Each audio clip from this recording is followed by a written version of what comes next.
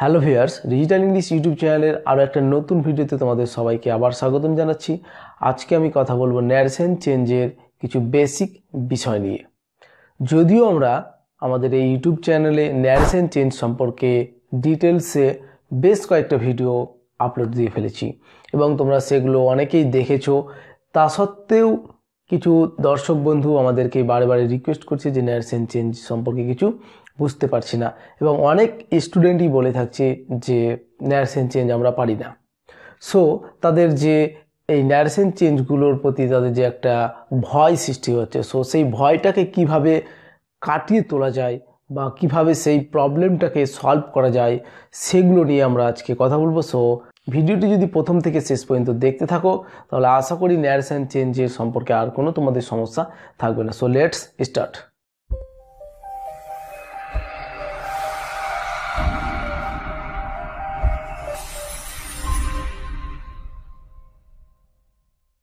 তো narration change শুরু করার আগে আমি একটা পরামর্শ দেব যে ন্যারেশন চেঞ্জের যে বেসিক রুলসগুলো রয়েছে, একবারে সিম্পল রুলগুলো, সেই রুলসগুলো আগে একটু আয়ত্তের মধ্যে আনতে হবে, তারপরে কিন্তু ন্যারেশন চেঞ্জটা ন্যারেশন চেঞ্জ শেখাটা খুব সহজ বিষয় হবে।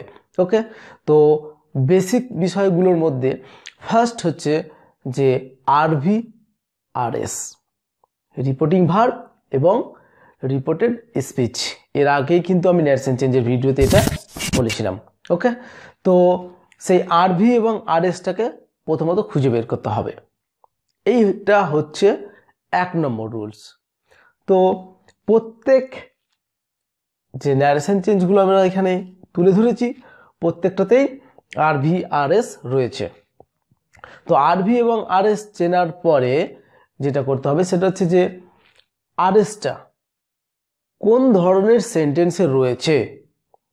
তো আমরা যে 5 ধরনের সেন্টেন্সের কথা বলে থাকি, assertive, interrogative, optative, imperative, exclamatory, এই যে 5 ধরনের সেন্টেন্স রয়েছে, সো সেই 5 ধরনের সেন্টেন্সের মধ্যে কোন সেন্টেন্সের অন্তর্গত আরএসটা, এটা খুঁজে বের করতে হবে। সো এগুলোর ওপরেও আমরা কিন্তু খুব সহজে আলোচনা করেছি। তো সেটা খুঁজে পাওয়ার পরেই আরও একটা কাজ করতে হবে, সেটা হচ্ছে যে সেই বাক্য যে সেন্টেন্সটাতে রয়েছে, অ্যাসার্টিভ হোক আর অপটেটিভ হোক বা ইম্পারেটিভ হোক, সে যেই সেন্টেন্সে হোক না কেন, সেই সেন্টেন্সের ন্যারেশন চেঞ্জের যে রুলসগুলো রয়েছে সেই রুলস অনুযায়ী বাক্যটাকে বা এই ন্যারেশনটাকে চেঞ্জ করতে হবে।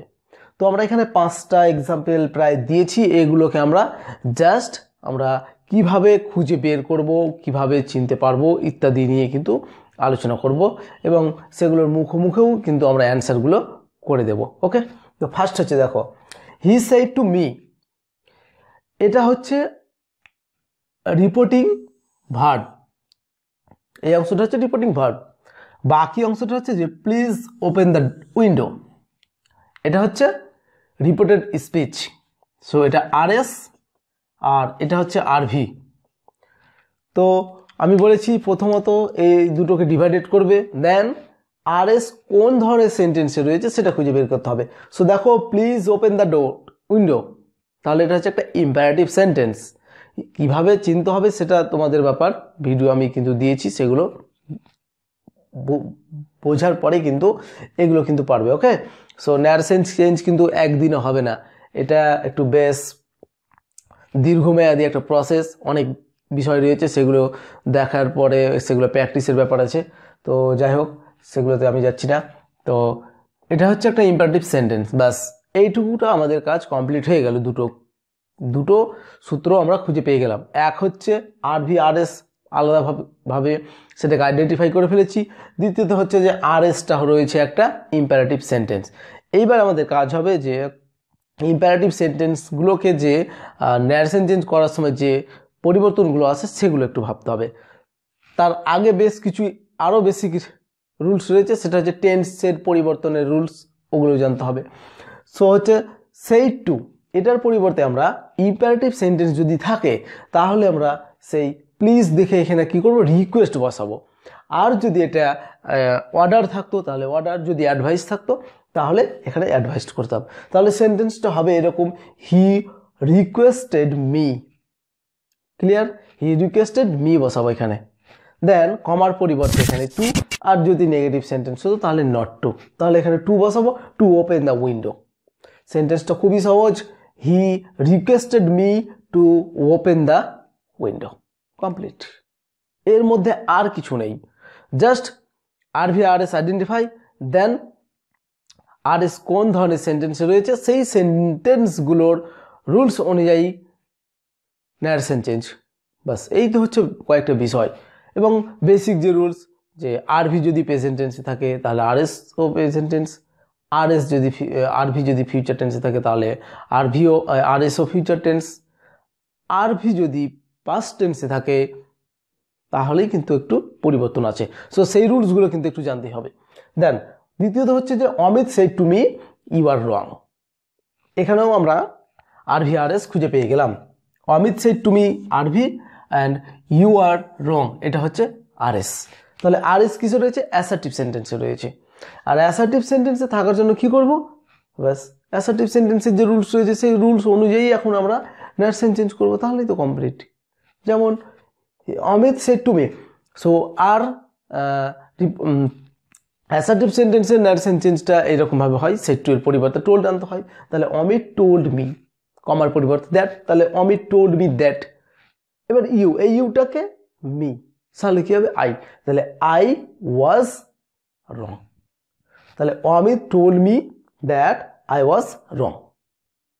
ক্লিয়ার? ওকে। তৃতীয়ত, the man said to me don't throw stone into the year. তাহলে এখানেও আরভি আরএস খুঁজে পেয়ে গেছি।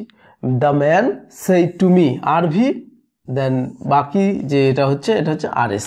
তাহলে আরএসটা হচ্ছে কি? ইম্পারেটিভ সেন্টেন্স, আর এটা নেগেটিভ সেন্টেন্স। তাহলে এটা এইভাবে সেন্টেন্সটা সাজাবো।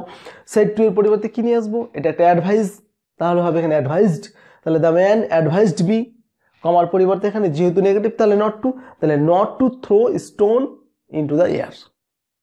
ভেরি সিম্পল, খুব একটা কঠিন বিষয় না, জাস্ট মাথায় রাখতে হবে আরভি আরএস খুঁজে বের করো, দেন আরএস কোন ধরনের সেন্টেন্সে রয়েছে সেই সেন্টেন্সের ন্যারেশন চেঞ্জের রুলস অনুযায়ী বাস পরিবর্তন করো শুধু। আর বেসিক বিষয়গুলো মনে রাখতে হবে, তাহলেই হলো। এই তো নিয়ম। তারপরে হচ্ছে 4 নম্বর, he said to me, comma inverted শুরু, মে গড ফরগিভ ইউ। তাহলে এটা কোন ধরনের sentence? May God forgive you, কোন ধরনের sentence? Optative sentence. So optative সেন্টেন্সটা এরকম হয়ে যাবে তখন, যে হি সেড টু মি, তাহলে এখানে মিটা এখানে উজ্জ হয়ে যাবে, তাহলে হি প্রেইড, কমার পরিবর্তে দ্যাট, তাহলে হবে কি? গড মাইট ফরগিভ ইউর পরিবর্তে এখানে হয়ে যাবে মি। এই তো হচ্ছে বিষয়টা, আর তো কিছু না এর মধ্যে। সহজভাবে যদি নাও কোনো জিনিসকে তাহলে খুব সহজেই শিখতে পারবে। যদি কঠিন প্রথম থেকেই মনে করো তাহলে কঠিন। পাথরকেও যদি নরম ভাবা হয় তাহলে সেটা নরম, কিন্তু যদি জলকে কঠিন ভাবা হয় যে পাথরের মতো শক্ত, তাহলে পাথরের মতোই শক্ত হবে। সো সহজভাবে নিতে হবে। এবং লাস্ট একটাই আমাদের এক্সাম্পল আছে, সো এটা অ্যানালাইসিস করলে আমাদের কমপ্লিট। তাহলে Sona said to you what have you done. এখানেও পেয়ে গেছি আমরা আরভি আরএস, এটা হচ্ছে আরভি, এটা হচ্ছে আরএস। সো বাকি যে এটা আরএস এর সেন্টেন্সটা কোন সেন্টেন্স রয়েছে? ইন্টারোগেটিভ। সো ইন্টারোগেটিভ সেন্টেন্স থাকার জন্য কি করব? ইন্টারোগেটিভের রুলস নিয়ে আসবো। এবার আমরা কি করব? সেড টু এর পরিবর্তে আস্কড, সেড টু এর পরিবর্তে আস্কড নিয়ে আসতে হবে। তাহলে সোনা আস্কড ইউ, কমার পরিবর্তে কি বসবে? যদি WH ওয়ার্ড থাকে তাহলে কি হবে? WH ওয়ার্ডটাই বসে যাবে, আর না থাকলে ইফ বা ওয়েদার শব্দটা বসাতে হবে। তো WH ওয়ার্ড আছে তাহলে বসিয়ে দেবো WH ওয়ার্ড, তাহলে হোয়াট। এইবার আমরা সাবজেক্টটাকে নিয়ে আসবো, স্টেটমেন্টে কিন্তু সেবার সেন্টেন্সটাকে গঠন করব। তাহলে ইউটাকে ইউ, তাহলে এখানে পরিবর্তন হবে না। তাহলে ইউ হ্যাড ডান, তাহলে পুরো সেন্টেন্সে Sona asked you what you had done. এই হচ্ছে আমাদের ন্যারেশন চেঞ্জের সহজ পদ্ধতি। কঠিনভাবে ভাবলেই কঠিন লাগবে, সহজভাবে ভাবলে এবং সহজ পদ্ধতি খোঁজার চেষ্টা করলেই সহজ মনে হবে। তো এই হচ্ছে আমাদের ন্যারেশন চেঞ্জের বিষয়বস্তু। তো আশা করি যদি এইভাবে ধাপে ধাপে তোমরা ন্যারেশন চেঞ্জ করার চেষ্টা করো তাহলে বেশ ভালোভাবে তোমরা খুব তাড়াতাড়ি ন্যারেশন চেঞ্জের উপরে ডেভেলপ করবে। তো যদি ভিডিওটা ভালো লাগে তাহলে একটা লাইক, বন্ধুদেরকে জানানোর প্রয়োজন মনে হলে শেয়ার করবে, কোনো অসুবিধা হলে কমেন্ট, এবং আমাদেরকে ভিডিও তৈরি করার জন্য বা ভিডিও তৈরি করতে ইন্সপায়ার করার জন্য অবশ্যই কমেন্ট করে জানাবে। আর এই ধরনের আরও অন্যান্য ভিডিও পাওয়ার জন্য আমাদের চ্যানেলটিকে সাবস্ক্রাইব করে পাশে আসা বেল আইকনটাতে ক্লিক করে আমাদের সাথেই থাকো। আজকে এখানে শেষ করছি, পরবর্তী ভিডিওতে আবার দেখা হবে অন্য একটা নতুন এপিসোড নিয়ে। ততক্ষণ সবাই ভালো থাকবে, সুস্থ থাকবে, আর ডিজিটাল ইংলিশ ইউটিউব চ্যানেলের ভিডিওগুলি দেখতে থাকবে। Have a nice day.